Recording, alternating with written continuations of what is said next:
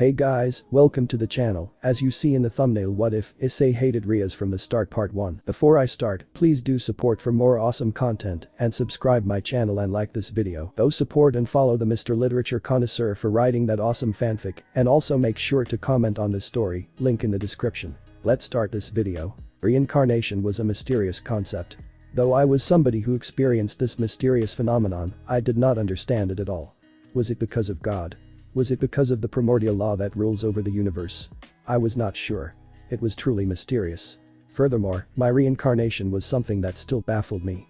There were many questions about it. However, the most prominent one was, why me? In the past, my name was Edward Smith. I was a complex young man, if I must describe myself. I was always alone, growing up in the orphanage and then leaving my sanctuary to live alone when I was in senior middle school. I worked an odd job, from being a cleaning service to shop's cashier.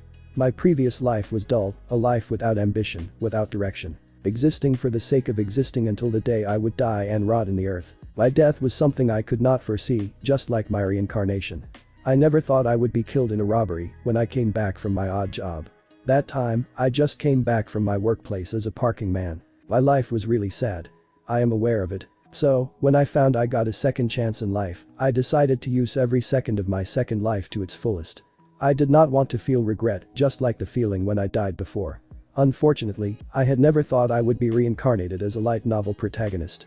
Moreover, I had been reincarnated as the reincarnation of lust, a perversity turned real, a disgusting lover. Somehow, I had been reincarnated as Issei, the protagonist of Ichie Ishibumi, in famous light novel High School DxD. Now, I found out that to live my second life to its fullest was truly an enormous task. After all, I was living in a world where the supernatural exists and lurking under the shadows. Well fuck. Page break. So what are you going to do, Brad? I heard an inhuman voice ringing in my head. This voice belonged to my partner, Drag Gosh, the Welsh dragon, the Red Dragon Emperor, one of two heavenly dragons, the Red Dragon of Domination. Well, he has many names, but I stuck calling him Drag. What am I going to do? Of course I am going to accept it. Then be careful, I do not want to lose my most interesting holder soon. As if she can do a damn thing to me, she is just a low-level fallen angel. I focused back on the girl in front of me. She had length silky black hair falling down onto her dot, her eyes were like a pair of clear beautiful amethyst. Her body was seductively gorgeous, with moves that threatened to burst out of her red uniform jacket, slim and dexterous, alluring wide with a pair of firm yedes, a pair of full marvelous dot. Her everything was able to belong to her kind fallen angel. She said her name was Yuma Mono, but I knew better. Her true name was Rainer. What was currently happening was the scene when Rainer asked me the Issei of this messed up reality. The place, the time and the scene were similar with the story and the scene in the anime. However, the difference was I was not a supernatural blind boy who obsessed over S. In this world I was the hunter, not the prey. After all, I am a dragon. Well said, Brad, well said. Why, thank you, old lizard. Mua. Wah. I and Drake laughed together. We sounded like mad brothers. Cough, the little crow is waiting for you now. Just answer her already. She becomes impatient. Drake waning snapped me out of my trance with a bored mask on my face. I was sure I looked cool with this aloof expression. After all, I had trained this poker face days and nights while holding the painful cramp. I heard a slapping sound in my head. It was Drake doing a facepalm, or what I believed it was. I ignored my partner and focused back on Rainer. I saw her anxious mask, but her eyes shone with annoyance, pathetic killing intent from her. Honestly, Rainer's killing intent was pitiful. Drake's killing intent and pressure was infinitely scarier than this. Sure, why not? Rainer's beautiful face bloomed as if it was the source of refreshing spring. A normal man would melt under her charming mask. Truly, she was a creature of temptation. But alas, such unearthly beauty was a fake. I was 100% sure she was sneering and ridiculing me in her heart. Just you wait, little crow, I'll pay for your attempt to kill me with the rest of your lifespan. I'll make you submit and dominate you, or I won't be the Red Dragon Emperor of Domination if I can't succeed. Thank you, I am glad. Rainer paused for a moment, showing a pensive mask. Then, she continued, let's exchange our contact number first. I took my smartphone from my pocket, mirroring Rainer. Then, we exchanged our contact. After we finished exchanging our contact, Rainer asked me, how about next weekend for our first date? I put on a pensive mask after Rainer asked me. After a while, I gave her a response. Well, as my beautiful lady wishes, I replied suavely. My words left my S naturally. It was not my first time wooing a girl. And so far, I have succeeded without fail. However, I continued, to commemorate the moment we became a couple. Let me do this. Eh? Rainer let loose a startled sound when I got into her personal space. Our distance was no more, and I could feel her F-cup pressing on me. Though our clothes became barriers, the fullness of her busts was still something to enjoy. Then, I caressed her smooth S with my right palm and our eyes locked in silent gaze. Rainer's eyes filled with surprise and confusion. I ignored them and continued my move. My left hand sneaked on her, crept on her firm hand, and then caressed her firm and supple teasingly. "Well, wait, Issei-kun. What are you doing?" I ignored Rainer's panicked voice and killing intent. I continued to feel her. It was her fault since she plans to kill me. Rainer maybe was an arrogant fallen angel who overestimated herself, but she was not that idiot. She knew she could not kill me right here, right now. We were in the open area and she would take the devil's attention if she acted rashly. Well, more rash than what she had been doing. Rainer's skin was really smooth. It felt like a baby's skin, and I was sure it was natural for her. After all, she was a fallen angel, a being in which formerly was an angel, and angel was known for their perfection and beauty. Truly marvelous. You're an insatiable partner. I ignored Drake, who was shaking his head in my mind, and stared Rainer's shocked mask. Drake could say whatever he wants and I could not retort because this was the price I had paid for Dragon's power. Since I asked Drake to turn me into Dragon, there was an itch in me. It made me arrogant and active. It also made me greedy. I was aware of the change within me. It was a 180-degree change from my previous temperament. Did I regret it? Why should I regret it? I had promised to do what I wish and never regret my decision. Of course, I still knew what restraint was. I was not overbearing and blindly followed my greed and pride, and neither had I let my pride control me. To put it simply, my willpower was strong. I was not gloating since it was what Drake had said to me. "Issei-kun. What are you going to do to me? We can't do this." I sneered inwardly after I heard Rainer's panicked voice. I savored her shaken look. Rainer's pupils contracted frantically, as if she was not sure what she could do. She could not just kill me, and she could not show her inhuman strength in front of the oblivious me. Rainer was in between rock and place while I took over the advantage over her situation. I did not feel sorry for molesting her since she planned to kill me first. Playing with her was justified. I was not on the wrong side at all. I pressed my advance. I kneaded her roughly and my face got closer to her face. I could see her urge to kill me, the panic and the small amount of fear in her eyes. Her breath became erratic and I could feel it with my face. "Why, darling? Aren't we a couple? Commemorating this moment with Piney to show our love is normal, isn't it right?" I pressed on. I would not let her have leeway in this cat and mouse game. The game of hunter and prey had started since I accepted her fake confession. Unfortunately for her, she was not the hunter anymore, she was the prey of the dragon. Well, wait for a damn moment. I meant please wait for a moment, harem. I ignored her frantic rambling and seized her lascivious glistening pink S with my S. I immediately let her lower S and ravaged her S like a starved beast. Rainer's body froze, standing ramrod straight. Her eyes opened wide and they were blank. I could not help but think how ridiculous she was. She acted like a schoolgirl who found her first was stolen away. Isn't she a fallen angel? Shouldn't something trivial like something simple be nothing to worry about? She was a fallen angel for dead God's sake. Seducing and tempting humans with sinful things was their job, and she should have been pro in something like this. I put away those useless thoughts and continued to ravage her S. My kneading intensity went up too, as if I tried to crush her supple and firm S with my hand. I pulled her body closer to me until our body mashed together. When my tongue invaded her slightly parted S, I tasted her sweet saliva. I was surprised when her saliva tasted like honey, literally. Unfortunately, she snapped out of her daze and immediately pushed me forcefully. Our bodies separated and I dropped on my dot. She had pushed me with inhuman strength, and it seemed she did that instinctively. My face rose and I stared at Rainer. Her beautiful face was contorted into ugly expression. Her killing intent spiked, but still very pitiful. I put on a stupid mask and asked her. "What? Aren't we now a couple? Isn't in between couples normal? Or are you lying when you confessed before and you harbor ill feeling for me?" Rainer's body froze and then her body twitched for a moment. Slowly, her face showed an awkward expression. However, her killing intent did not drop. "That is not what I mean, it is just that it is all too sudden and I do not know what to do." Rainer stuttered. Her stutter was not a bashful stutter like those girls in the anime, and neither her blush had a bashful feeling in it. She stuttered and blushed because of rage. Then, she sent a stiff smile to me. "Hey, what a pitiful act you do here. The film industry will cringe and throw you away when they see how bad your acting skill is. Your eyes tell me how much you want to tear me apart. Stupid crow, just dream of killing me because it will be impossible to kill me with your pitiful power. Moreover, you should look in the mirror and see how ridiculous your expression is right now." I ridiculed Rainer and gloated loosely in my mind. I also heard Drake's amused chuckle in my head, but I ignored him for now. Let's meet again tomorrow. I think I am still nervous with my new status as your girlfriend. See you tomorrow, Issei-kun. Just like that, she ran away from me. She did not wait for my agreement at all. When her body fully disappeared from my sight, I let out a sinister chuckle. My chuckle slowly turned into laughter and then full-blown laughter in a small moment. Do you see her expression, Drag? It was priceless. Ha, really partner, really only you who pull crazy stunts like that. Ha ha, I take it as a compliment. I stopped my laughter and then turned my head to look at the sunset. Drag, is the little cat still stalking me? Yes, well, let Grimmery's little pet continue her job. Besides, messing with her mind is fun. You're a cruel partner.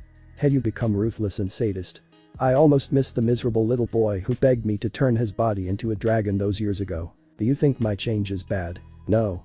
I think you are the best possessor I have ever had in the past millennia. Between me, Belzerd and Elsha, who is the better one? Snort, don't make me say it, brat. Haha. Edward, don't you feel any regret with all the changes that have happened to you? What is a sudden question? Nothing. Just a fleeting curiosity. I did not answer Drake immediately. I pondered silently. After a while, I answered my partner. No. I don't feel any regret. This is my decision and I won't regret it. This is my second chance and I will live my life to its fullest. So far, I feel content. We were submerged in comfortable silence. In the past, in my previous life, I would think my current life, being reincarnated in the high school DxD universe as Issei Haidu nonetheless, was only a delusion and dream. Whoever thought I would be like this? Life is truly full of mystery. I felt blessed to be alive once again and experienced all of this. See, I let loose a very long sigh. What's wrong, partner? Nothing. Just my won't calm down yet. Snort, just go to one of your girls and calm down your urge. Your power is still growing and it is bad for your growth if you restrain your urge. We, dragons, are being without restraint. We indulge in it to our heart content. Either it is carnal, thrill and fight, or hunting something we fancy. Just let loose your urge and don't restrain it. You're right. Then, I shall follow your advice. Good. I shall take a nap. Wake me up if something interesting happens. I shall. Good night, partner. Good night, partner. After Drake severed our connection, I took out my smartphone from my pocket and texted my Issei's parents. I told them I would not come back tonight for the study group. I also noted in my mind to send a spy to follow Rainer tonight. Then, I stood up and went to my girl's apartment, letting my white-haired, amber-eyed stalker be the audience for tonight's hot activity. So? Did the fallen angel establish contact with him? An alluring feminine voice with a regal tone echoed in the dark room. It was to see the appearance of the speaker, except for the obvious fact the speaker was a woman. Her tone also showed she was well-bred and was born in a family with high status. From her tone alone, one could say she was an heiress of a prestigious noble family or a princess of a country. In the dark and gloomy room, there were only two shadows belonging to humanoid beings. One was standing and had a petite figure. While the other one, the owner of a regal and alluring voice, was sitting on a chair. They were separated by a wooden desk. Yes, a flat tone replied. Though the voice sounded emotionless, there was a trace of annoyance and disgust underlying it. What happened? You seem angry about something. He was a shameless beast. I hate shameless people like him. My, oh my, what did he do? The regal voice asked with a small hint of curiosity and mirth. The petite figure, who was standing, did not answer. She seemed looking away from the owner of the regal voice, as if hiding embarrassment or disgust. Oh, the beautiful giggle escaped the S of the owner of the regal and alluring voice. Her voice was clear and melodious like a chiming bell. It would not be exaggerated if her voice could melt a man's heart, making their heart subs into wicked temptation. The voice that was not inferior to that of Siren's song. Ask Udo-senpai next time. The curt and no-nonsense tone stopped the beautiful giggle. The figure in the dark seemingly looked at each other's eyes. It was to see clearly with the lack of light. Is it that much? He did that like a dog in heat, asking Udo-senpai next time. The sigh escaped the S belonged to the sitting figure, although it was only a sigh it was still melodious nonetheless. Very well. I'll ask Udo next time. Now, you must be tired. You can take a break, Kaneko. Thank you, President. The petite figure moved from her spot. She went to the center of the dark room, where a pair of high-quality sofas were facing each other, with a small yet elegant wooden coffee table in the between. On top of the table, a plate filled with yakin, Japanese delicacy, was there, ready to be eaten. Then, the petite figure sat on a sofa and started snacking without a word. Suddenly, a glowing circle with intricate design lit up on the floor. It lighted one of the spacious corners within the room bright red. The circle looked like a magic circle which one could usually find in magic or supernatural genre cartoons or movies. The circle shone with the color of blood, lighting the dark room and showing the true appearance of the two figures. The sitting figure is a young woman who appears to be in her late teens with white skin, blue eyes and a buxom figure. Her most distinctive feature was her long beautiful crimson hair that reached down to her, with a single hair strand otherwise known as oj sticking out from the top. Her hair also has loose bangs covering her forehead and side bangs framing her face. She's wearing a white long-sleeved on-down shirt with vertical linings, a black ribbon on the collar, a black shoulder cape and matching on-down corset, and a magenta skirt with white accents. Her name's Rias Gremory, the heiress of Duke Gremory's inheritance as well as devil in which was supposedly living in the underworld instead of human world. She was a true nobility and could be called princess without shaming the words only at first glance. Meanwhile, the petite figure was actually a cute girl of 15 years of age with white hair and hazel eyes. The front of her hair has 2 long bangs going past her shoulders and several loose bangs hanging over her forehead, while the back has a short bob cut. She also wears a black cat-shaped hair C on both sides of her hair. Her name was Kaneko Taoju, and she was also a Yakai devil hybrid, a servant belonging to Rias Gremory, reincarnated with a rook piece. Kaneko wore something similar to her king, without the shoulder cape. They stared at the glowing magic circle together. Though only Rias who continued to wait for something or someone, Kaneko had focused back on her treat and indulged herself on her gluttony. Small moment later, a beautiful young woman with a voluptuous figure around the same age as Rias with very long black hair and violet eyes, appeared in the center of the circle. The new arrival has long and shiny black hair tied in a long ponytail, reaching all the way down to her legs, with 2 strands sticking out from the top and sloping backwards, with an orange ribbon keeping it in place. She wore the same attire with Rias that seemingly could not contain her moves which were bigger than Rias. If Rias' voluptuous body had a glamorous regal charm in it, this young woman's body showed destructively seductive charm that only the succubus could only own. It was the perfect weapon to tempt men into a perverse carnal that would drag them into the pit of damnation. Her name was Akeno Himejima, and she was Rias Gremory's best friend and second in command. She was a fallen angel devil hybrid and Rias' first servant. Though she harbored fallen angel blood, she despised them lie. When the glowing circle vanished, Rias greeted her queen with a small smile. "Welcome back, Akeno." "I'm back, President. How is it?" "Just like usual. Somebody needs help releasing his stress and kink in their muscle." Akeno's giggle was different from Rias. Whereas Rias' giggle sounded beautiful and alluring, Akeno's giggle sounded wrong. Akeno's giggle looked unmatched with her soft and delicate shrine maiden-like appearance. That giggle held something terrifying underneath it. Looking at Akeno's antics, Rias rolled her eyes and decided to continue her disturbed reading. On top of the table, in front of Rias, was not an ancient tome of archaic magic, and neither was it a dangerous mysterious stone that could steal one's soul. What was in front of Rias was a manga. Although she was a devil, she was also a well-known Japanophile. Her fixation at the country of the rising sun's culture was bordering on insanity. While Rias was focusing on her manga, Akeno went to the small kitchen that connected with the room. She started to brew the tea, and the room descended into a comfortable silence. Each individual was busy with their own stuff. 10 minutes later, Akeno finished her brewing and brought into the room a tray with expensive tea set on it. She poured tea for 3 people, but strangely enough she left 1 cup alone on the table beside Kaneko's cup, not for her. Just as she finished and planned to stand beside her king, another glowing circle lit up in the spacious dark corner. This time, the one who appeared was a boy. He was a handsome young man with short blonde hair, gray eyes and a mole under his left eye. His attire consisted of a black blazer with white accents over a white long-sleeved on-down shirt with vertical linings, a black ribbon on the collar, matching black pants, and brown dress shoes. He was Kibuyu Udo, a knight belonging to Rias and was formerly a human. "President, Vice President, Kaneko-chan, I'm back." Kiba greeted the girls politely after the glowing circle faded away. He got a nod of acknowledgement from Akeno and Kaneko. Unfortunately, Rias was too absorbed in her own world and she did not greet Kiba back. Nevertheless, the only boy in the room did not mind it at all and immediately went to the empty sofa with a perfect gentleman's smile. He sat silently in front of Kaneko, took the prepared cup and then took an elegant sip from the cup like a well-mannered prince. With Kiba's appearance, the group was complete and everybody in the room, even a certain gender-confused vampire who was sealed in another room, was serving peerage under Rias Gremory. They were known as Occult Research Club. Line break. Slowly but surely, my consciousness came back from the dreamland. I let loose a relieved sigh as I came back from the world in depth of my sacred gear, the boosted gear. Although my body was rested, my mind was a bit sluggish from the crazy party in the boosted gear inner world. The craziness I had experienced was something that only happened in a certain magical guild where a certain pink-haired dragon slayer lived. The details of what happened there were put on hold for another time. There was more pressing matter at the moment, namely yet pleasurable around me. I looked at me and saw a wonderful sight greeting me. My steel, which was decorated with mighty bulging veins, has been eaten halfway by an attractive young woman with half-lidded golden eyes and silky brown hair.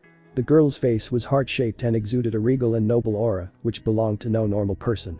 Her dainty hand was grabbing the lower half of my shaft and gave me a wonderful image. Slurp mn. Slurp cup han. A sensual and arousing sound echoed in the small girly room, which was filled with girlish anecdotes beside primary necessities, inflaming my paean and stirring my lust. It made me want to let out a satisfied groan, showing my appreciation for the bestowed upon me.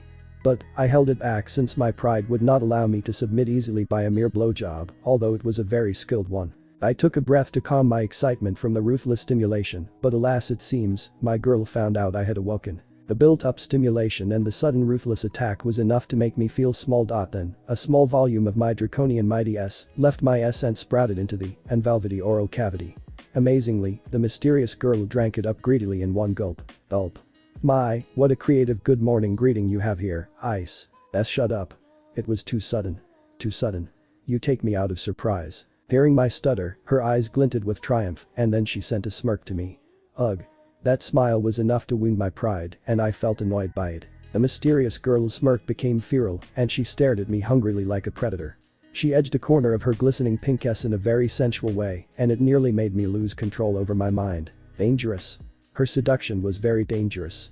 I had never thought our metamorphosis would turn her from a typical, mediocre-looking girl into one hell of a beautiful seductress. Slowly, her smooth hand released my ramrod, which had calmed down yet, and her body climbed on top of me.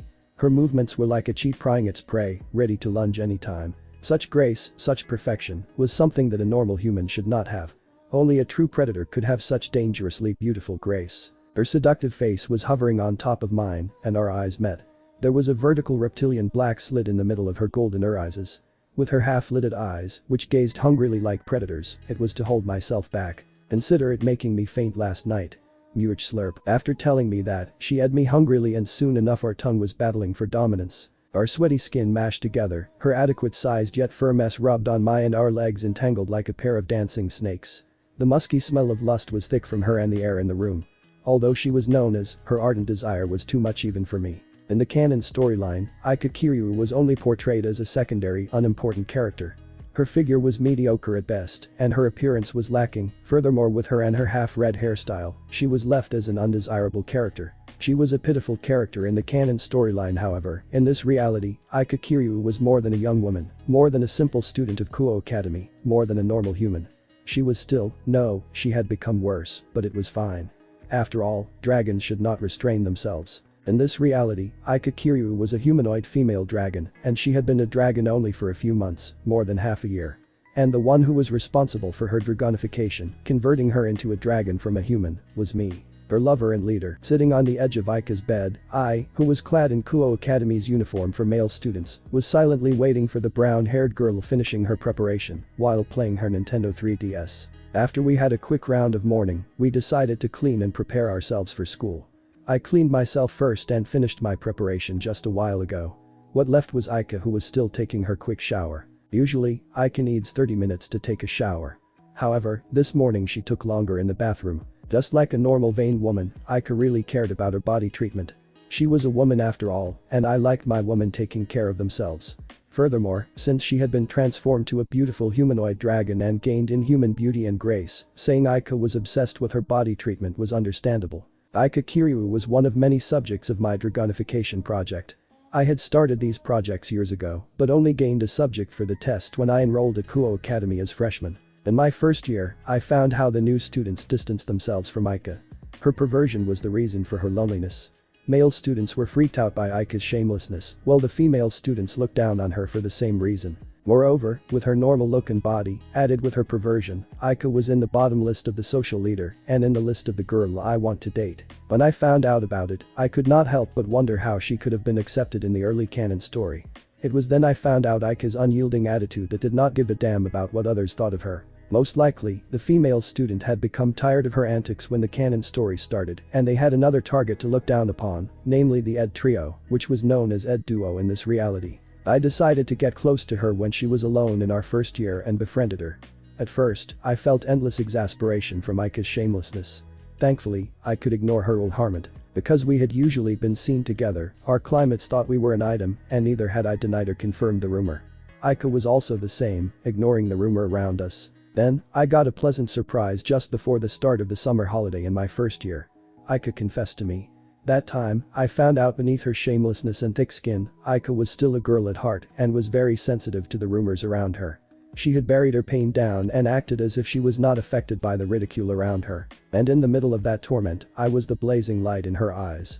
My tolerance for her made her fall in love with me. So, she confessed her love to me. Knowing how serious she was to me, instead of accepting her confession first, I decided to tell her about the hidden side of the world and told her what I actually am. I had prepared to wipe out her memory if she decided against me. Thankfully, Aika took the information about the supernatural world with an open mind, and she even asked me if she could enter the hidden world, accompanying me. Although we had not become an official couple, we were really close. You would not be wrong if you called us a partner. That time, I found out Aika has strong devotion and loyalty to whoever that gained them, in this case it was me. How fortunate I was. I was very lucky. Then, Aika's dragonification began in the summer of our first year. At the same time, we lost each other. The dragonification process could happen through body fluid exchange. I used Hagan to process Aika's dragonification. Oral intercourse was the most promising process with a high success percentage so far because blood was a good magical conductor. Moreover, I would inject my draconian essence into her, the most magical sensitive place for women. As a dragon, my aptitude for magic was absurdly high. It was not an overestimation when people say dragon was an almighty creature of magic. Everything, even sweat and body odor, contained draconian essence. Whenever we had body fluid exchange, I always willed my draconian essence and my body fluid to convert Aika into dragon bit by bit. I was not heartless enough to convert her into a dragon in one go like what Drake has done to me. What I needed was a healthy female dragon, not a human in which her mind has become vegetative because she could not bear the mind-shattering pain just like what I have experienced. In fact, my mind nearly fell into a vegetative state when Drake started my dragonification process. I was relieved that the mental conditioning through Drake's endless killing intent, bloodlust and tyrannical pressure I put myself into helped me a lot. Besides Aika, there were two subjects of my dragonification project, which I would share in the near future. I chose Aika and the other two as my experimental subjects. It was not because of the lack of subjects, my main reason to wait until high school was because I waited until I had become powerful enough to act selfishly. Right now, I was already an ultimate level supernatural fighter, bordering on a low-ranked god Satan Seraph level fighter. I needed years, close to decade, until I reached this level. My body had become a dragon body just after Irina and her family left for England. In the past, I waited until Irina left for England because her parents knew about the supernatural, and I could not start my dragonification with a powerful exorcist as my neighbor. 8 years I needed a long damn 8 years filled with pain, tears, sweats and blood until I reached my current level. Greg had been patient as my partner and teacher.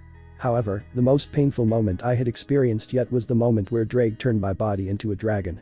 I really did not want to recall that unpleasant experience because of the trauma, so let's change the topic. Unlike human magicians of this world, which need magic circle formulas and incantations to use magic, supernatural beings need only imagination and to fuel their energy to make the impossible become possible. With some knowledge I gained from anime, manga and light novels from my previous knowledge, I had created a lot of exotic magic that had never been seen in this fantasy world, enough to make Azazel know how to get the secret of my magic. I have recreated some exotic magic from Fairy Tail, Nassiverse and other anime franchises to fill my still growing arsenal.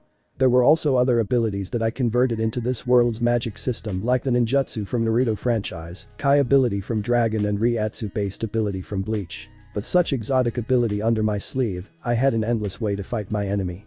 I was even sure I could fight an enemy stronger than me and stay alive, as long as my enemy was not a member of a higher rank in the top 10 existence of this world. Where are we going to have our breakfast? My eyes left off the handheld game console screen as Aika, who had come out of the bathroom, asked me. When I saw her, I could not help but give her an appreciative gaze. Clad only in a towel, her gorgeous body and glistening skin was a feast to my eyes. Her firm and supple F-cup S, dexterous slim and wide, showed her inhuman charm she lacked as human. Her silky brown hair was untied and from the shower, spreading a wonderful fragrance that filled this small room. Her half-lidded golden eyes stared at me inquisitively and her left eyebrow rose in question. How about a family restaurant halfway to the school? Shrugging her magnificent narrow shoulder carelessly, Aika accepted my idea. Then, she undid her towel, showing her glorious naked body to me. She dried her body with the towel, threw away the used towel when finished, and then she dried her hair with a hairdryer. She took her undies and uniform and then began putting it on. I ignored the handheld game console in my lap. I did not care even if I was fighting the boss. My attention was focused on the wonderful side Aika gave me. After putting on her uniform, Aika started braiding her hair. As she did this, I decided to move. I stood up and swept my eyes over Aika's room. To me, Aika's room was small. Compared to my 10 tatami bedroom, standard tatami sizes in Tokyo are 1.76 meters x 0.88 meters. Aika's 6 tatami bedroom was indeed small. In fact, the total space of her apartment was only 12 tatami rooms.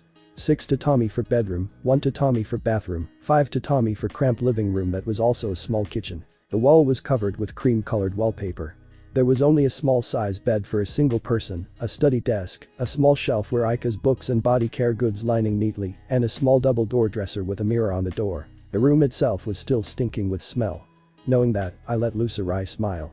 We were like driven, mindless beasts last night. I fed my thumb and index finger. With a snap, the small amount of my draconian energy ebbed out from my body. My energy became slightly corrosive and destroyed the stink smell in the room. I did not erase the smell fully, leaving a trace that our draconian smelling sense could smell it. When the room bathed in my energy, I saw Aika's body shuddering. Her breath became erratic with ardent desire. I decided to disperse my energy quickly before Aika lost herself to her lust again. I shall wait for you outside. I did not wait for her answer and immediately left the room. I waited for another 10 minutes until Aika came out. Aika's appearance had changed drastically and dramatically. The beauty with inhuman grace has become a mediocre-looking girl, so normal that made many men not give a second glance. Her supposedly braided, silky hair was slightly disheveled, losing its previous luster. Her gorgeous body also changed. Her generous bust shrunk into mere cc cups, her dexterous limb expanded slightly, her alluring and plump bubbly shrunk too. It was the Aika Kiryu from DxD canon. It was to believe the graceful and gorgeous female humanoid dragon from before had turned into this very normal-looking girl. However, it was not impossible with magic. Moreover, the magic itself was something I had created for months. This was a transformation magic I created in the sake of staying low from the supernatural radar and keeping my track hidden while doing some odd errands. I was confident no one could see through this transformation. Even powerful genjutsu users like Sun Wukong and the like would be pressed to see past a disguise. This transformation magic was the amalgamation of transformation technique and senjutsu from Naruto franchise, added with magic that makes the user's smell and presence feel like normal human and lock the user energy lie in one's body. Natural energy sensitive beings like Nekashu would not feel something was amiss, since the natural energy only scattering around the user, not entering the user body. However, this magic has its disadvantages. First was the discomfort in which you feel like you are stuffed in a low-quality full-body animal costume. The second was the concentration to maintain the complex magic at once. Fortunately for Aika, I had created a pendant with many microscopic runic arrays to maintain this magic equation, and as long as she wears the pendant, she needs only to imagine what she wants to look and abracadabra her appearance, smell and presence changed. For the former, however, we had become accustomed with the discomfort until it did not bother us anymore. "Let's go," I told Aika simply. I was standing next to the door, leaning on the wall. I had already put on my shoes and my bag nestled in my left armpit. "The breakfast today is on your right." Sending a coy smirk, Aika asked. "Snort lunch and dinner too. I always paid for your daily necessities for the past year. In fact, I am sure you never used the money you got from your parents." "Hush. Stop being a cheapskate. It is a gentleman's job to take care of his lady. Besides, you're filthy rich anyhow." Just like she said, I, or rather Mr. and Mrs. Haidu, was filthy rich unlike in the canon. It was because of my innate ability in seizing golden chance and good opportunity, as well as a little bit of luck. When I was 9, I was lucky to get the jackpot in a lottery that I bought carelessly. Then, the millions yen I won was used to buy stock from mega companies, such as Samsung, Yamaha, Honda, Toshiba, Microsoft, Apple, and the likes, that were successful for the next few years. It was fortunate that those companies also existed in this world. Only in 1 year, my family became filthy rich, although not as rich as those greedy devils. Nevertheless, my father now was a successful businessman that would not fear our family budget, even though we used it brazenly for the next few decades, while my mother was a humble housewife who would not think twice for buying useless beauty and health products from online stores, even though most of them were a scam. Good life, lady, my scaly dot with perversity that knows no bound, you're far from being a lady. My, oh my. Aren't you enjoying my so-called perversity that knows no bound so far? Wriggling her eyebrows suggestively and sending a saucy smirk to me, Aika teased me. It succeeded in shutting my mouth. What a terrifying critical hit. "Let's go already. We only have 30 minutes before the school's gate is closed." Okay, wait for me, GEZ. After that small banter, we left Aika's apartment and went to Kuo Academy's direction. Currently, I and Aika were in the family restaurant halfway to Kuo Academy. Furthermore, we had an uninvited guest joining our romantic breakfast. It was Rainer. She had appeared out of nowhere and continued her charade as my girlfriend. She also acted like yesterday nothing had happened. What a shameless fallen angel. Aika, who was sitting across the table, was smirking towards me and Rainer. Her golden eyes showed, and her pearly white teeth could be seen through the gap between her glistening pink S. I did not know if she was amused because of this farce, or because the pitiful killing intent Rainer was in. I could be careless about it. Rainer was sitting on my lap, her face plastered with a stiff smile, some facial muscle twitching irritably. The more time passed, the more her killing intent mullied. It made me wonder if her killing intent was boosted by an unknown sacred gear, which boosted an emotion. Maybe, it was a rip-off boosted gear. Nevertheless, Rainer was both funny and pitiful. I had become again as it nestled in the valley of Reynard supple and plump. Though Rainer has done something grave, planning for killing, she was still a woman with a lascivious body, and it was for me to ignore it. Rainer's plump bubbly S had stimulated my inner fire easily from the soft alone. My left hand was kneading her roughly under her school uniform, while my right hand caressed her inner thigh. Sometimes I would deliberately caress her entrance teasingly. For a shameless woman like her, I was not surprised if her panties were damp. It seems she was both aroused and angry because of me. I had forced her to me again just after we met on the way. I did not wait for Rainer's confirmation before I pressed her to a high concrete fence and ravaged her supple and perfect S. Then, I dragged her here after I finished the opening of today's farce. I had deliberately introduced Aika as my girl to Rainer. I did that because I wanted to piss off Rainer every time we met, and I promised my treatment to her would be worse than before. Although, I would not fuck her life yet, I would make her feeling miserable. That was the main course which will happen on our date. Do you think what I do is too far? You could say whatever you want, criticize me with your hard content, and curse me until you're rotten. But, I did not feel I was wrong. She had a goal of planning to kill me. It was only fair if I did these all to her, right? Every cause will create an effect. It was just a vicious cycle in life.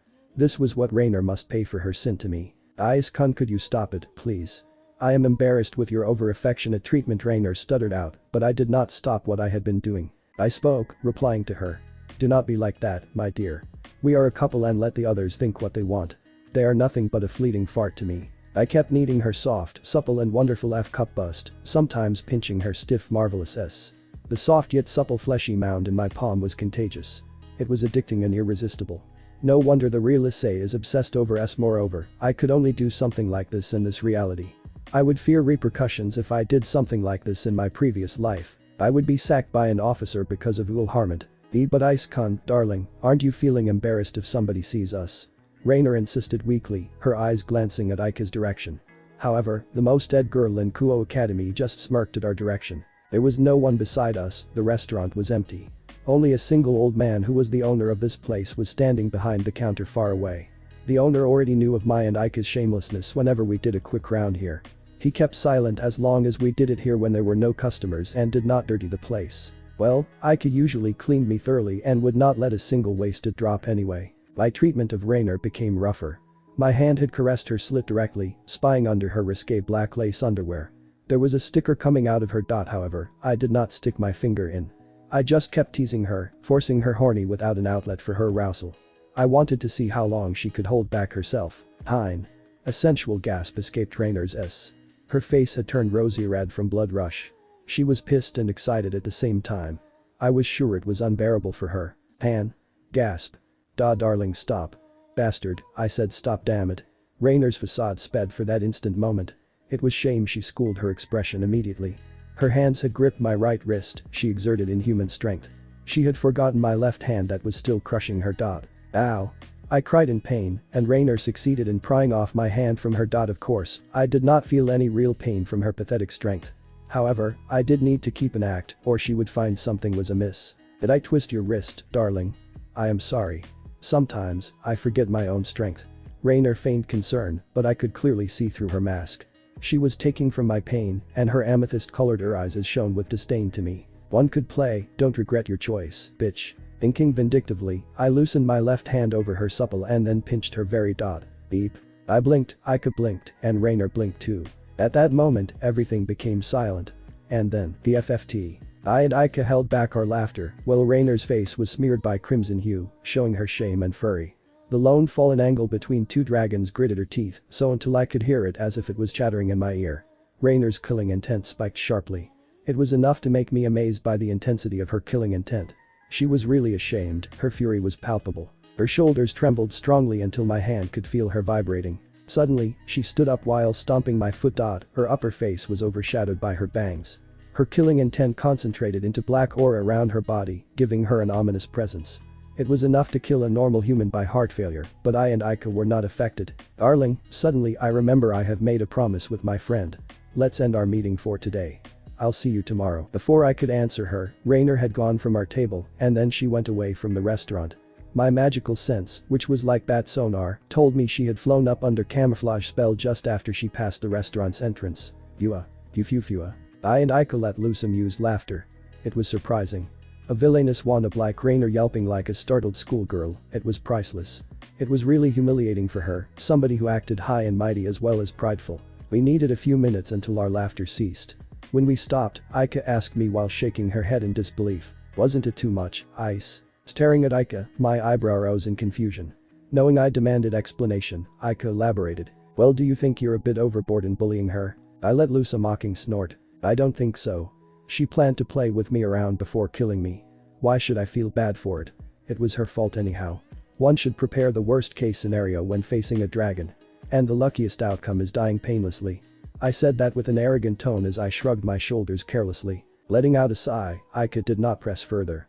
Then, she changed the topic. Let's go. We only have 10 minutes left before the school's gate is closed.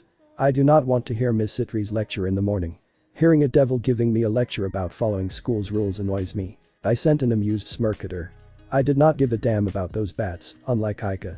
It seems, Aika still felt wronged after she knew the most popular girls in the academy were a selfish devil. It surprised me when I found out Aika idolized the student council president and the vice president. Maybe it was because they wore it, I was not sure. She felt wronged when she found out the girl she idolized was actually a devil. It had been nearly a year and she held into her grudge until now. Aika knew how to hold a grudge. Well, my bias looked towards devil kind because many bullshits in the light novel were the source of Aika's own bias. But, honestly, when I thought about it, the devil faction was filled with a bunch of greedy bastards. They had many sacred gear possessors, and few were Longinus type. They already had monsters like Surziches and Ajuka. There were also powerful fighters like Seraphol, Graphia, Zekrom Bale and others. Then, they gained Zenobia Quarta who was equipped with Durandal and 7 fragments of Excalibur, Kibayudo with Holy Demonic Sword, Saji Genshiru who attained Balance Breaker, Super Genius Valkyrie named Roswis, the possessor 14th Longinus Forbidden Baylor View Gasper Vladi, Valerie Teeps who possessed 3 Holy Grail, etc. It seems, the devil faction was highlighted too much until the other faction looked less important in comparison. And it was because canon Issei was the center of everything. At least, another pantheon was shown near the end of the series. But, it left me unsatisfied with how everything was revolving around the shameless, obsessed. Actually, I had little respect for the real Issei because of his tenacity and never give up attitude.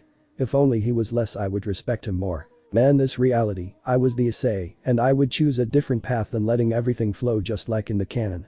Besides, my existence had created an effect and keeping the timeline close to the canon was only wishful thinking, a delusion and an untouchable dream. Thus, I created a grand plan that would not be forgotten in the history of the supernatural world. Aika's and the other 2 girls' dragonification was my side plan, the branch that would support the tree, just like my thirst for unlimited power to be the root and foundation of my grand plan. I stood up and went to the cashier. After paying the bills for our breakfast, we moved to the school. Page break. Good morning, Kaichu, Fuku Kaichu. I and Aika greeted 2 young women who were standing in front of the school's gate.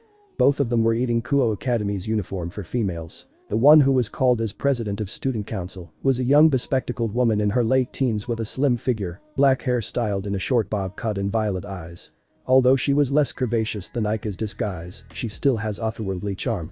Moreover, her smart librarian look was her other charm. Unfortunately, I did not have fetish for smart librarians, unlike certain blonde-haired students. Her name was Sauna Shitori, but it was only an alias. Her true name was Sona Citri, and she was the heiress of Prince Citri's inheritance, legacy and prestige. She was one of 2 pure-blooded high CL devils in this school. Standing slightly behind Sona was a young bespectacled woman with long straight black hair that extends all the way down to her knees, with split bangs and heterochromatic eyes, with a violet left eye and a light brown right eye. In addition to wearing the Kuo Academy girls' school uniform, she also wears blue, semi-rimmed with square lenses. Her name was Tsubaki Sinra, and she was Miss Citri's second in command, in other words, she was the queen in Sona's peerage. In the Kuo Academy, Tsubaki held the vice president position in the student council. Good morning Haidu-kun, Kiryu-kun. I held back the urge to roll my eyes after hearing Sona's greeting. Standing slightly behind me, Aika's eyelid twitched once, showing her annoyance. Aika's annoyance was understandable because when greeting us, Sona's tone was different. She called my name with a rotten sweet tone, while using a dull deadpan tone to call Aika. I knew Sona wanted me to join her peerage, but she let the other high CL dev in the school, Rias Gremory, for one shot to recruit me in her peerage. Because I did not flaunt my inner manly urge shamelessly like canon Issei and my scores were above average, Sona had put me on top list of her peerage candidates, with Saji Genshiro in second place. The reason why Sona let Rias try her non-existent luck with me was because Rias was her best friend and she must give a face to Rias, for their friendship's sake. Though she let Rias try her luck to get me as her servant, Sona still hoped her best friend would fail and I would join her instead. What a clever she-devil. Behind Sona, Tsubaki gave an acknowledgement nod to us, actually it was for me. It seems, Aika did not exist in their eyes. I pitied Aika, really. After exchanging greetings, I and the grumbling Aika entered the school's gate. I suddenly stopped when I was halfway into the main building. What's it? You can go first, I want to check Murayama and Ctis first. Besides, I sense the two idiots are doing their things. If you say so. Then, Aika moved on to the school building's entrance while I changed my destination. Good morning senpai. Good morning, Haidu senpai. See you in the CL, Haidu. Standing in front of the Kendo Club building's entrance, I acknowledged the greetings with hand waves and nods. The members of Kendo Club were leaving the building in groups. It was normal for them to greet me when I visited their club. I was well known by Kendo Club's members because I sometimes sparred with Murayama or Ctis. They had invited me to join many times, but I declined their invitation politely. To me, joining a club was troublesome and I liked to use my free time in school to laze around. Actually, Murayama and Ctis had asked me to join in. However, after I declined once, they did not press on further. Moreover, they knew my actual capability and joining the Kendo Club filled with normal human girls would not help me at all. After I was sure all the mundane students left the building, I finally entered the building that looked like a traditional dojo. It was really spacious, enough for 24 practitioners training without disturbing the other. I took off my outdoor dress shoes and put them in the rack next to the entrance. Then, I wore the indoor clothes and made a beeline towards two presences left in the building. When I walked on the polished wooden floor, the pada-pada sound accompanied me, throwing away my lonesome. A moment later, I arrived in front of the Kendo Club's office. There was a tag with characters on it, showing it was the Kendo Club's administration room. I knocked on the door twice and waited silently. Ice-kun, you can enter. After I got the invitation, I opened the door and entered the room. When I stepped, I was greeted by the sight of two half-nude young women. They exuded a charm that would not lose to the 4 most beautiful young women in the Kuo Academy, even though those 4 were not even human. I sent an appreciating look to the 2 young women. Their skin was glistening from water, giving a mysterious luster. Their innocent yet charming underwear hid their most important place, but it still gave erotic feeling. They still held towels in their hands, telling me they had just finished their shower. So? Why did you not accept my call last night? I hope you have a good reason for it, mister, because I have waited for you the entire night. The one who said this was a young woman of the same age as me.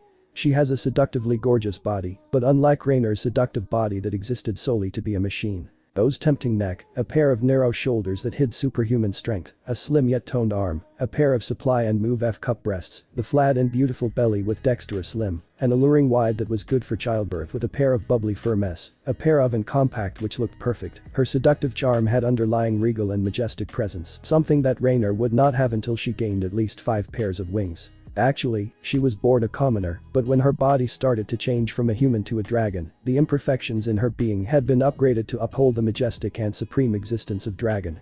Moreover, with her prideful attitude that she got as her draconian trait, no one would believe she was a lowly commoner. At least, people would think she was born in a samurai family with a very long history because of her upbringing alone. Although she only started her dragonification at the end of our first year, the change was impossible to miss.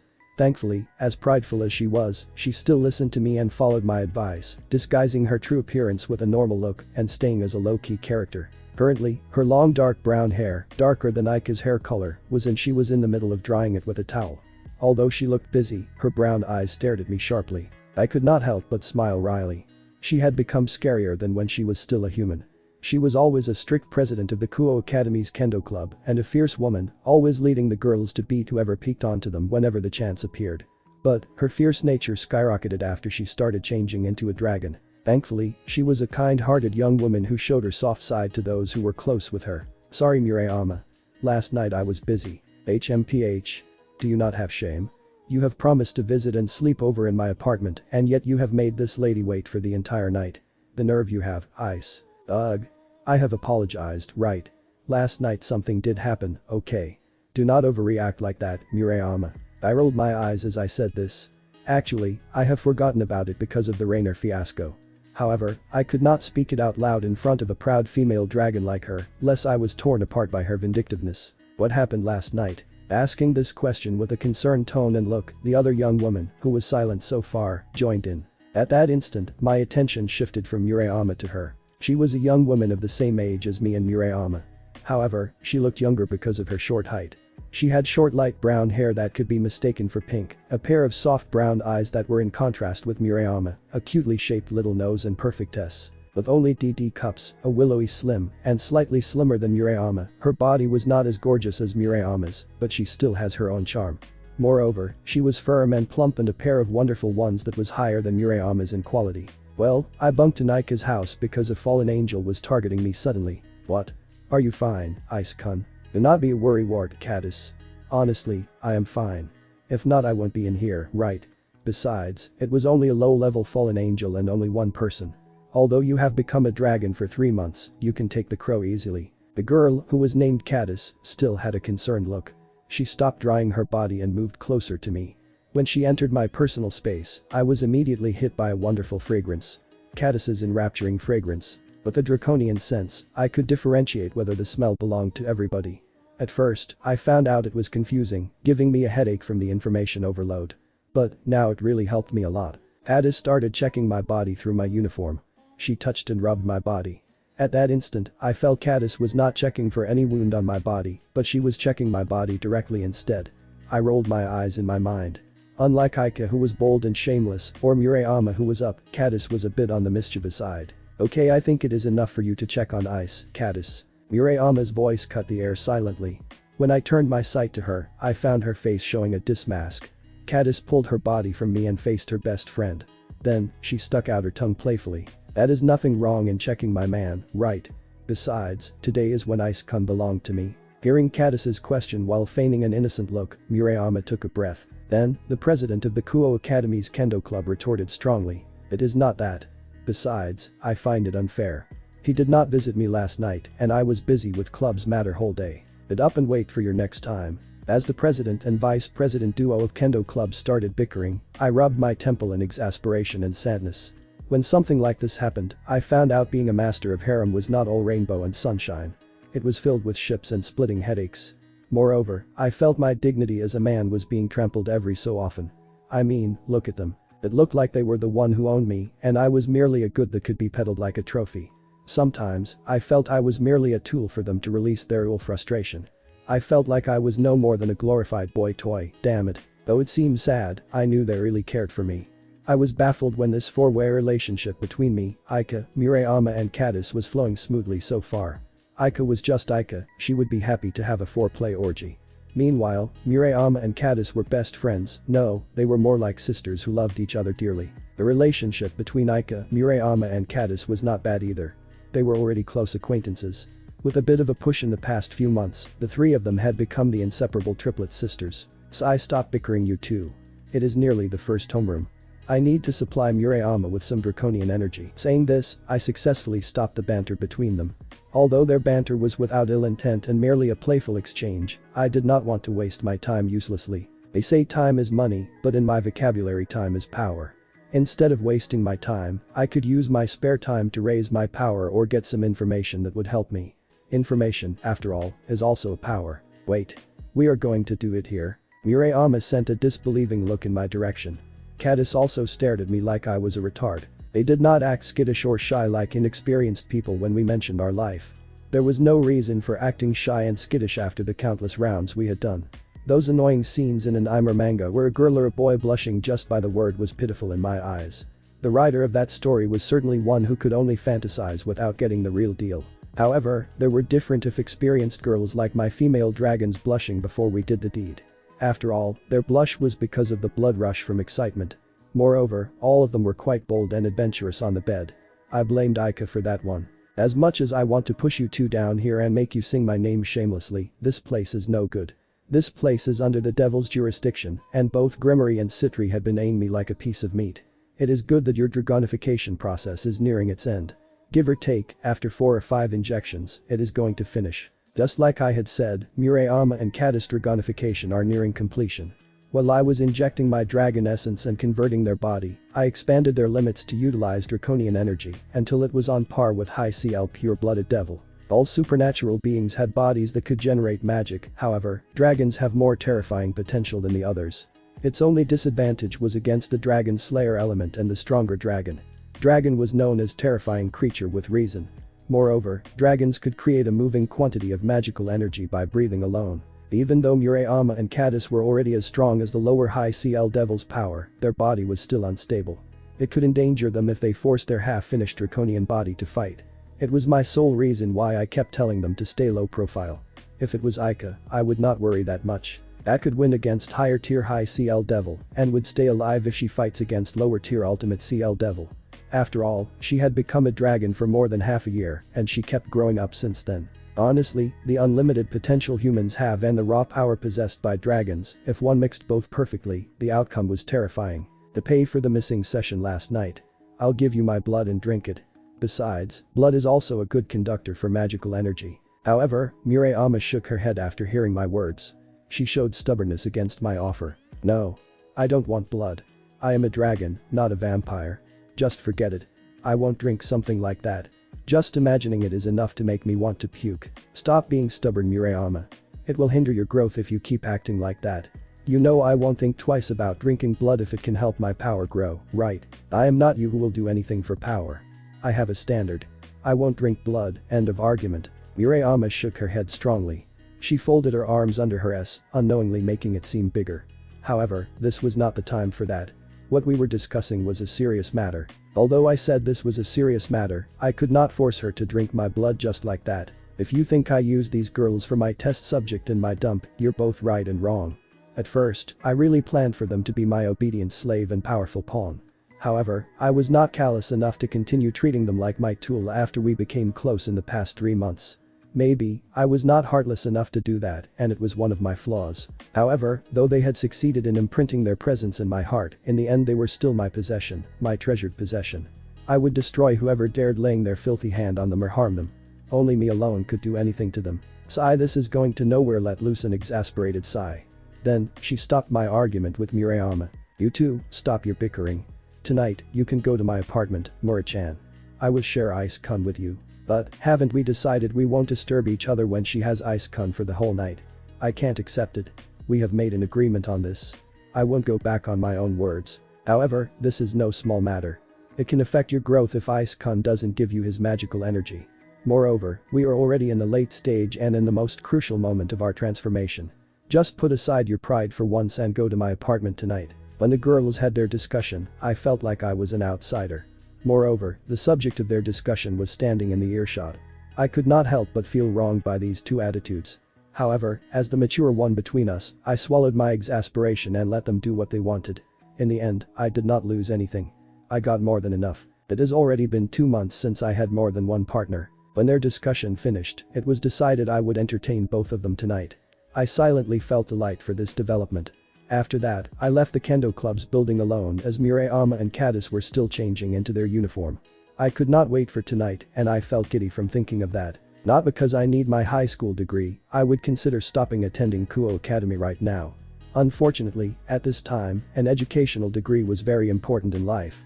Although you had a skill, without an educational degree everybody would look down upon you. It was a biased look, but it was how human is. For me, who was a university student in my previous life, the high school curriculum was easy as cake. To tell the truth, I found my second time studying from kindergarten to high school was tiring and tested my patience to the limit. Thankfully, I had something to make myself busy or I would become insane because of boredom. Besides the educational degree, I had another reason why I held myself back from graduating from Kuo Academy early. The reason sounded cliché, but that cliché reason is what is holding me here. Because I knew how important Kuo Academy was, I decided to endure this mind-consuming boredom. Kuo Academy was formerly a territory belonging to the Shinto faction. Actually, all Japanese land belonged to Shinto faction, since the elder gods of Shinto faction were the ones who created the land known as Japanese. However, 5 years ago the Devil family had bought this territory from them. The current holder of the Lucifer and Leviathan title had negotiated for it. They bought this small town for their little sister's sake, Rias Gremory and Sona Citri. However, this was not as simple as others may think of it. It was true the House of Gremory and the House of Citri, with backing of Lucifer and Leviathan, were acknowledged as the owner of Kuo City, but only a small circle of people who knew Shinto faction only lent it over to the Devil faction only for a century. I was one of a small circle of people who knew this fact. How could I know about this? It was easy to answer. Besides raising my power, I had created a spy network in the supernatural world. It was not as grand as Grigori's spy network, but it was enough for the current me.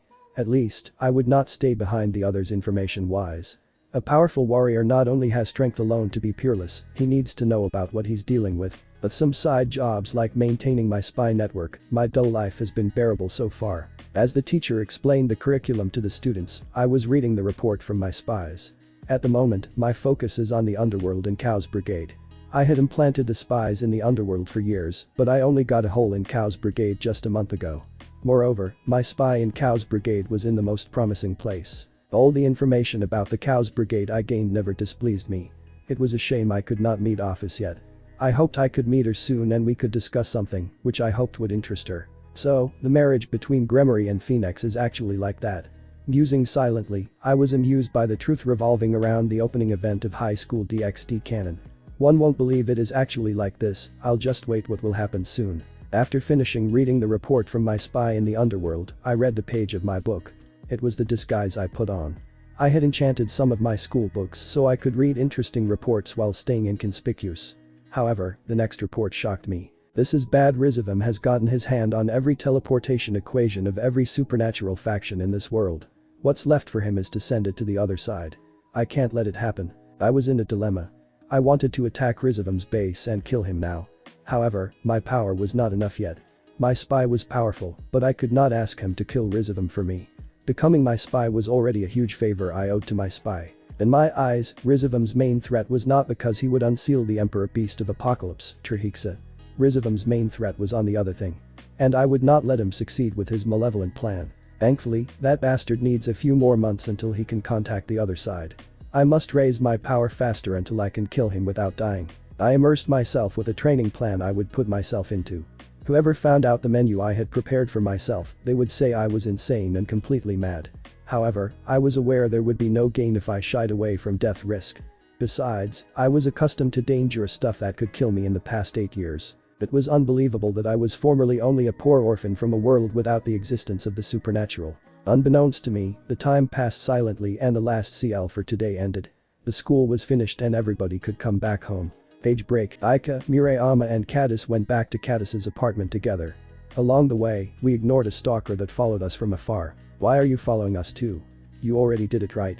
You have even stolen my knight. Are you still unsatisfied? Murayama asked with a frustrated tone. Her eyes narrowed, showing her annoyance. However, the one she had asked just smirked without care in the world. The target of Murayama's ire was Aika. The dragon was sitting on the seat Ctis's bedroom. Of course, there is no end for the infinite world known as Dot. You won't find the finish line when you start your quest in the carnal Dot. Besides, isn't it more exciting if we do orgy again? We haven't tried another one for a long time. As Aika was answering Murayama's words carelessly, she sent a naughty smirk to the infuriated Murayama. Currently, Aika, Murayama and Ctis are in Ctis's apartment. This small room felt cramped with the four of us. Ctis's bedroom looked like a stereotypical girl's room. There was a lot of pink in it. What was strange with this room was the existence of expensive beautiful jewelries, which someone like Ctis should not have. Actually, those jewels were from me. I had given it to Ctis with intent to calm her greedy trait. Unlike the insatiable lust of Aika or the ego and pride of Murayama, the trait Ctis got from her dragonification was greed. Moreover, it was greed for treasure. In the legend, there were well-known dragons that loved to collect treasure. Then, they would keep and guard it ferociously. The legend was actually true. Ctis was very much the evidence to back up that story. However, Ctis, who was only for a mid-CL commoner family, could not buy the treasure to sate her greed by herself. I also did not want her stealing from the jewelry shop. It would make some individuals feel suspicious of the incident. I could not afford them knowing my existence soon, before Murayama and Ctis reached ultimate level power at least. Ctis was self-conscious with the treasure I gave her. Although her draconian trait was greed, she still had her pride as dragon. She was aware she could not win in the fight against me, but her pride would not let her get these treasures without compensation. In the end, she decided to submit herself fully to me and tried her best to satisfy me. From the 3 girls I had turned into dragons, Ctis was the absolutely obedient one. Aika was still ignoring me sometimes, usually it was when she could not endure her instinct. Meanwhile, Murayama was prideful and arrogant. Although she followed my word so far down, she still could not accept it blindly. Her ego and pride always conflicted with it. Therefore, the time Murayama's body stabilized we would fight. To me, it was a farce. The gap between our powers was far. Even if I found this was bothersome, I need to dominate Murayama, forcing her to submit. The more I thought about it, the more I was aware how far I had gone astray, going further against humanity. My humanity was slowly disappearing as my draconian trait took over my base instinct. I did not regret it. This was my choice, and I would not let regret falter my decision. This world, the world where supernatural beings exist, was a man-eats-man world. If I was weak, I would become a meal for the other. I would not let that happen. As Murayama and Aika were in the middle of an argument, I was playing with Ctis's willowy, seductive body. The brunette was naked and she was sitting on my lap. I have taken off my clothes too, except for my boxer which was bulging on my crotch, showing how excited I was. Ctis's firmness and plumpness was stimulating to me. Every time her bubbly would scrap me. Although there was a boxer between my and Ctis's wonderful, it still stimulated me perfectly. My left hand kneaded Ctis's left as if it was a dough, some have sunk into the elastic flesh, while my thumb and index finger were pinching and twisting her. My face was buried on Ctis's beautiful neck, and I let her pearly white neck until a red mark appeared on its smooth surface. My right hand was buried in Ctis' crotch, while my index and middle finger were in Ctis's velvety dot. I pumped my right hand in and out, my poking Ctis's sweet spot. Ctis ate her nectar non-stop until my right palm was drenched by it. Ctis's face flushed red, enhancing the seductive aura she was exuding. Her soft brown eyes were vacant, clouded by lust and excitement. Her body shivered from the and her ass vibrated in accordance with her trembling body. Both of us were sweaty, and the light sheen of glimmering sweats enhanced the enrapturing presence we were in. As Ctis enjoyed my ministrations, the pores on her skin were absorbing the draconian energy in my sweats like no one business. In comparison, Ctis's body was like a last-stage embryo that needed nourishment to grow up. Then, Ctis's body trembled, vibrating intensely. Her soft brown eyes opened wide and her pupils contracted in shock. She parted slightly. With a restrained squeal, Ctis's body became stiff and she tried crushing me. Her head was sticky, tinged my hand further. I fed her fluid. It tasted tangy with a hint of sweetness no normal human woman could have. It had an exquisite taste. Just tasting it with me was already wonderful. I could not wait until I rammed my in. Ctis needed a while until she came back from her post-ic trance. At that moment, I laid her on her bed, took my boxer off, and then I spread her open wide. I positioned my mighty stiff in her drooling entrance, and then I rubbed my bulbous head on her entrance teasingly. Let loose a small whimper, showing her anxiety and excitement at the same time. Becoming impatient, I am well endowed slowly. Hyauuuuuu. Ctis's whimper intensified. Her body trembled. I filled her cavern without space to spare, scraping her nerve end and driving her into another level. She was still sensitive from her previous, and she was close to another from my penetration alone. Bing and gasping, Ctis immersed herself in the dot. Her hands were clutching her bed sheet as if she was trying to tear it apart. Her legs were circling in my, locking on my body to her. Her face showed a dazed expression, a drilling for the corner of her S. Then, I moved rhythmically. In and out, in and out. I drilled in Ctis's exquisite, while gyrating for more. Ctis's coquettish voice was like music in my ears, like a war drum that boiled my blood and fired up my paean. I immersed myself in this carnal, letting my restraint loose. I moved carelessly, in and out with abandon. I ignored Ctis's incoherence. My speed bullied me and my movements blur. When Ctis ended, I doubled my effort. A moment later, she came and helped me into her clamping cavern. Ctis's and her sweet voice, her alluring dazed expression, those were enough for me to reach my limits. I felt my sense and I was like a mindless driven beast. Seconds later, my mind exploded and I blanked out. The swelling in my lower region was released together with my rich, painting Ctis's with my essence. I stayed silently for a while, basking in the afterglow of my. After I came back from my high, I pulled my still as steel. Thankfully, mine did not spill out, or it would become waste. As I did this, Ctis's breath hitched and she mumbled incoherently. I gasped no more. I can't take any more. I'm going to break. What a silly girl. I did not have a plan to break her. Besides, her body was absorbing the draconian energy in me. I watched Ctis's glistening body. Besides the light sheen of sweats, her body was also glowing with a mysterious red glow. This red glow was my draconian energy. Slowly, the red glow became light brown. This showed Ctis's body instinctively absorbed my energy and made it like hers. There was also a change in Ctis's appearance one would miss if one did not look keenly. A vertical reptilian black slit appeared in the middle of her soft brown eyes, and her canine and nails lengthened, turning into a fang and claw of dragon. I turned my head as I felt how silent the room was. Immediately, my eyebrows arched when I saw the state of Aika and Murayama. Aika was sitting on the seat just like before.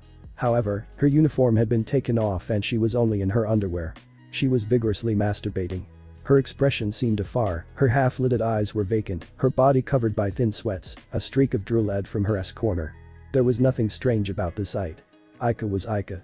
She was who indulged herself in. It was just how she was. Meanwhile, Murayama was different. She was leaning on the wall, her uniform was ruffled but still on.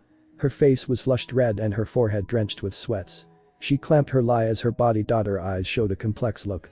What a silly hatchling with oversized pride and ego. Suddenly, I felt a need to tease Murayama. I decided to leave Murayama for the last time. Standing up, I went to Aika. At that moment, Aika shot a hungry gaze at me, while Murayama shot a betrayed look at me. I could not help but chuckle silently. Sitting on a luxurious chair, Sona Citri was reading a certain book. Though the room was dimly lit, she read the paper without difficulty, showing her exceptional inhuman eyesight. After a small moment, she put the don't on the table beside another don't. Then, she let out a dissatisfied sigh. Aichu? Is something bothering you? Sona turned her attention to the speaker. It was her second in command. Tsubaki Sinra. Nothing. When Sona said that, Tsubaki was silent. However, her heterochromatic eyes said otherwise. Facing her queen's imploring look, Sona facade faltered. After a tense silence, Sona caved in. It was just that I really wanted Haidu as my servant.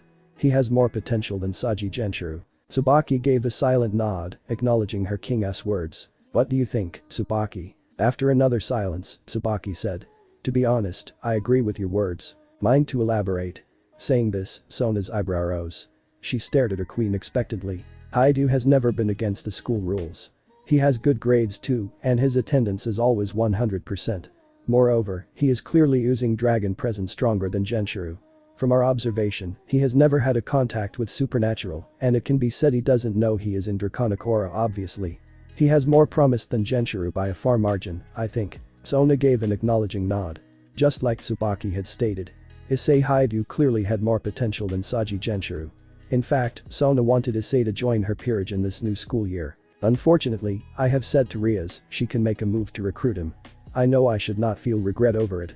However, now, I cannot say otherwise. Sona let loose a resigned sigh. Sona Citri and Rias Gremory were childhood friends and rivals. They had known each other since they were little because of the close relation between House of Gremory and House of Citri after the Devil's Civil War. They were always trying to be better than the other and had promised to the other they would fight in a fair rating game to find who was better. What are you going to do? Sona pinched the bridge of her nose. She thought over Tsubaki's question. What was she going to do? Sona could not act against her word. Her pride would forbid it.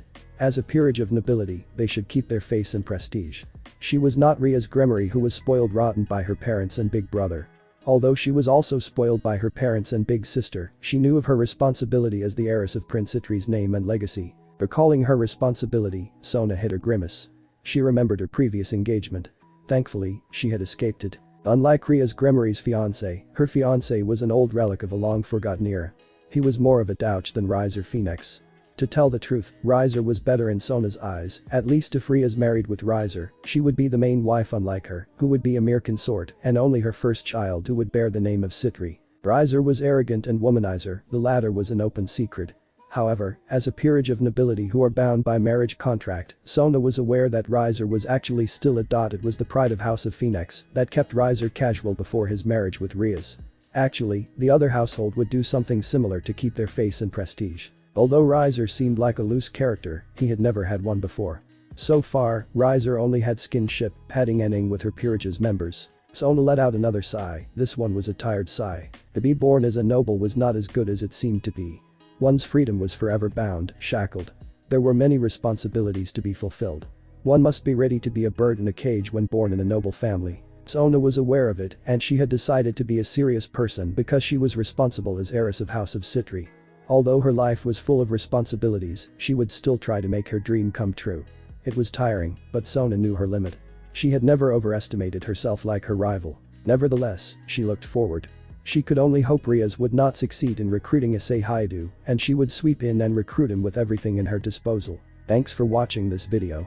If you really enjoy this video, like, subscribe, and comment down below, and turn on that bell notification. Don't forget to support and follow the Mr. Literature Connoisseur for writing that awesome fanfic, and also make sure to comment on this story, link in the description. See you in the next video. Goodbye.